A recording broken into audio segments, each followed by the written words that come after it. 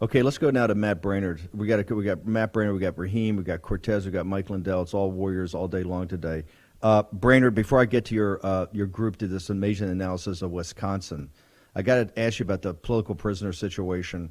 You're really the first group, I think, to get involved in this. A couple of weeks ago, you came on, you had this protest. Yesterday, you saw the congressman go down there. Give our audience an assessment of where we stand with the political prisoners. Have people been charged? What's happening? We've had a couple of the wives on here, some of the people trying to organize things. Where do we stand, and what did you think of that event yesterday with Gates and MTG?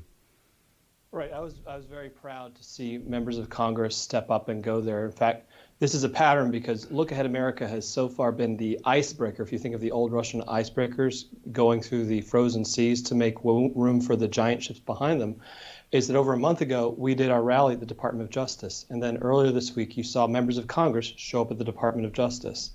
A few weeks ago, we did a rally at the prison in D.C. And what do we see yesterday? Members of Congress going down to demand to have access to the prisoners, to assess their condition, to see that they're being treated right. So I'm glad that we're able to contribute in that way. And I think that as we continue to raise the profile of these individuals, it makes it harder and harder for the left's phony narrative about an insurrection to stick. And we're going to continue to increase the volume. And I'm actually going to make some news on your show today. We have our next rally planned. It's in the middle of September, September 18th. And it's going to be huge. And what's going to define it is where it's going to take place.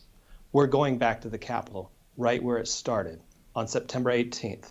And we're going to push back against the phony narrative that there was an insurrection. We're going to provide the kind of evidence that Nancy Pelosi won't allow to be presented at her select committee, showing that this was a largely peaceful crowd, showing that this was a crowd that was egged on in many ways by Capitol Police throwing flashbang grenades into a relatively peaceful crowd. We're going to present the evidence that Ashley Babbitt's death should be investigated. We're going to demand the release of 14,000 hours of videotape that the federal government has been suppressing.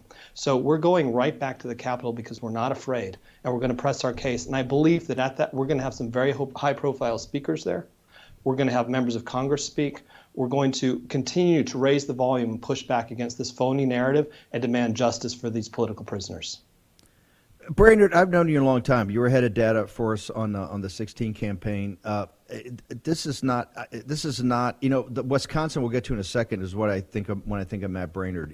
A super intelligent guy, super data guy, can get in back of the numbers and give you actionable information. Why have you been drawn to this? I know other people, more brawlers, that get involved in this, and particularly with the political prisoners and what happened. What has drawn you to this particular cause in this particular moment in time?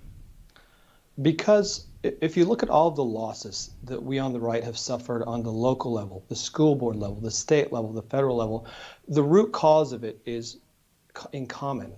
It's that we lack community organizing, whether it's leading on voter registration, registering our people and getting them educated and turning out to vote, to taking direct action like these protests.